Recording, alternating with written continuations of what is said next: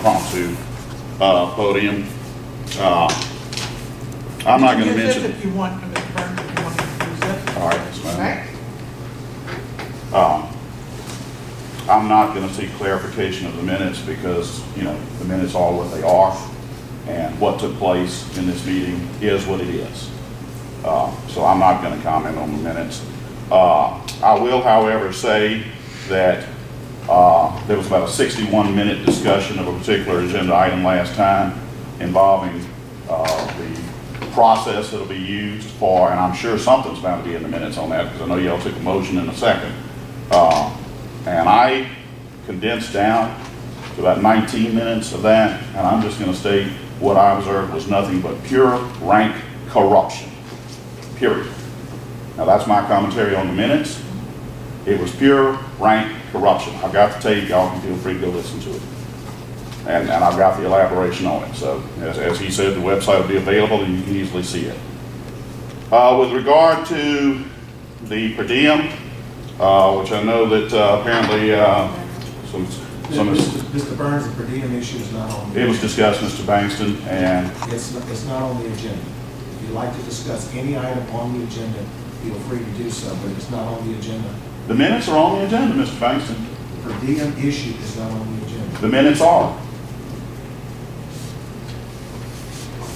There's no reference. How do I know what's referenced in the minutes, Mr. Bankston? I don't have a copy.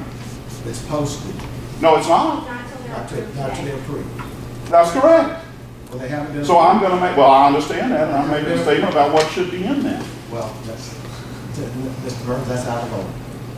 Very well. That comment too will go forward. Now, move to something that is authoritatively on the agenda, and that is number 5, wherein apparently y'all plan to go into executive session to discuss my litigation.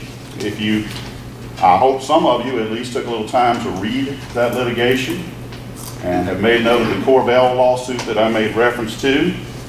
The appeals court stated, and I'm going to take just a couple of quick quotes that they made from that, which was, it is essential to the maintenance of a democratic society that public business be performed in an open and public manner, and that the citizens be advised of and aware of the performance of public officials and the deliberations and decisions that go on in the making of public policy.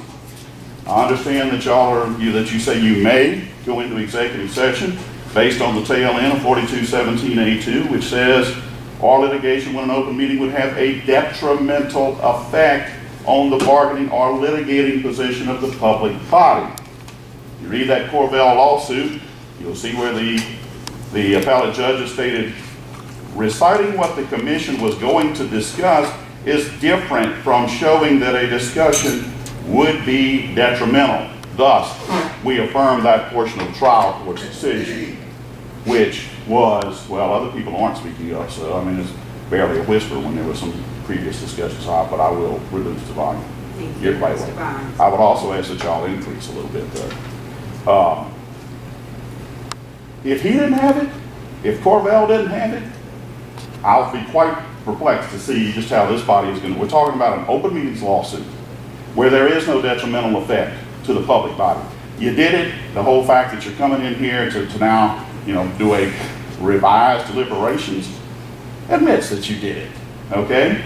I mean, there is no detrimental effect to the public body, but you have an attorney, and I'm sure he may pose arguments that he will. I'm fully prepared to go pose arguments that he doesn't, so I'm letting you know that if you go into executive session again, you can probably expect another knock on some doors. With that, I'm done. It says, public comment on the following agenda items, and then after that it says approval of minutes. Tell me what I'm supposed to discuss. That, okay, I guess y'all can approve the minutes, is that all I can say? Robert, actually, I'm sorry, Mr. Barnes, actually. You can call me Ron. You can comment on anything on the agenda. But Mr. Phillips just made the point to switch it around, and we just said we would look into that. We'll take that into consideration. I understand, but does not these instructions say public comment on the following agenda items? And the number 3 is approval of minutes. Right. I rest my case. Okay. Otherwise, you just say, well, y'all feel free to approve the minutes. We don't have any comment on them, but y'all can feel free to approve them, irrespective of what they say. Mr. Burns, you have the opportunity at the next, once the minutes are approved, you have the opportunity at the next for a correction. You have an opportunity for, once they are officially adopted by the board, you will have the opportunity at the next meetings to say, these minutes are incorrect, they don't reflect what transpired, and you'll have that opportunity at the next meeting.